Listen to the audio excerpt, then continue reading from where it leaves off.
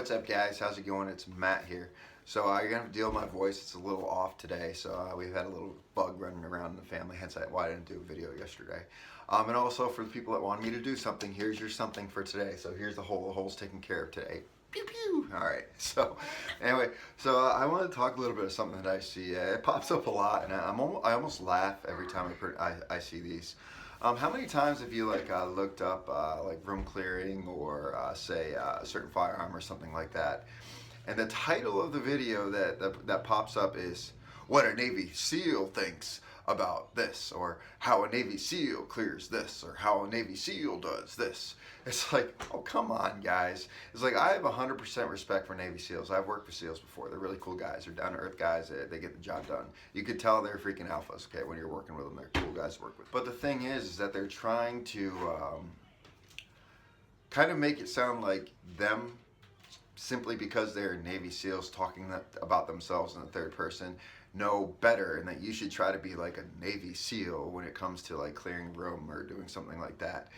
And I'm just gonna say, don't. All right, you don't need to be a Navy SEAL to clear a room and stuff like that. You don't need to be a Navy SEAL. You don't need to take advice of a Navy SEAL, because at the end of the day, a Navy SEAL, regardless of their training and everything else, yes, do they have good training? Yes, they still have their own personal choices and personal preferences and bad habits and stuff like that. So don't try to be like a Navy SEAL, because you need to be more like yourself. They'll say, I don't even watch the full videos, but they'll say like, this is how a Navy SEAL clears this room type of deal. And I don't even go into the video, because when it comes to clearing a room, first of all, if someone breaks into your house in the middle of the night, you shouldn't be trying to clear your room in the first place. You shouldn't try to clear the house. You might, if you absolutely have to, then yeah, but you should not be trying to actually clear a house. You should be on the phone, and you should have the phone on speakerphone.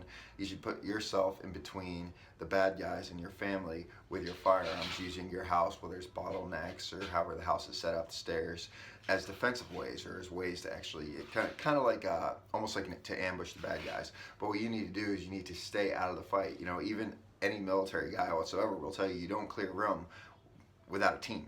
You don't clear a building with a squad or platoon-sized element. So what makes it so different? So if someone's breaking into your house, you shouldn't be out there clearing it, especially if you're an average civilian and you're not a Navy SEAL and you don't had all the training that they've had. You shouldn't be doing stuff that they do just because they say that's the way that you're supposed to be doing it. Now, like I said, I'm not talking trash about Navy SEAls. I think they're awesome guys. They know what they're talking about. They know they're good. They know what they're doing. They have a lot of experience. But what bothers me is that they use that title, the SEALs, to almost look down on people. Is almost what it sees. And like when they talk, all their videos, like every single one of their videos that they'll post or something like that is like, how a Navy SEAL does this. It's just like people are like, oh my God, a Navy SEAL said this. It's like, in truth, guys, it's like, they're just another person. Yeah, do they have a hell of a lot of training? Hell yeah, they have a lot of training. But you don't need to act like a Navy SEAL, because you're not a Navy SEAL. You haven't been through the training. You haven't been through buds. You haven't had all the experience, the background that they've had. Most people that watch stuff like that are just average, everyday civilians. And the best way to do things, honestly, as average everyday civilians, is to let the professionals handle it the best they can. So what it means is, if someone like I said, if someone's breaking into your house, you hold a defensive position, tell them to get the hell out of your house while you're on the phone with the police department, and let the police come and do the clearing. You're just protecting your family. If you absolutely have to, then yeah, you're gonna have to engage them. But you don't need to be like a Navy SEAL and put on your freaking kit and then go downstairs and clear a room like an operator, because if you do that without knowing what you're doing and not having the actual training and stuff like that, then you're gonna end up in the morgue, and your family could end up in the morgue too, because you were doing the wrong thing, because you were trying to be like the Navy SEALs. So don't try to be like the Navy SEAls. Now, how's my voice today?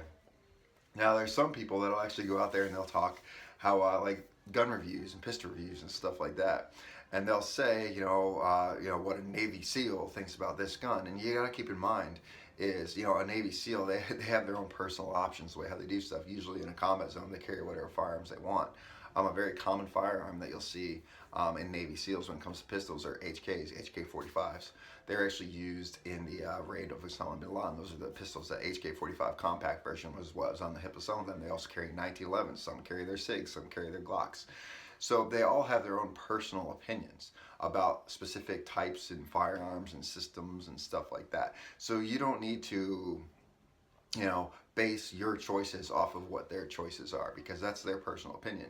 Say if they like the Sig P226 or Glock 19 or whatever it is, they'll talk all kinds of good stuff about it. That's great. If that's cool. You got a great review, another person's doing a review on it, but don't specifically get that specifically because that's what they said.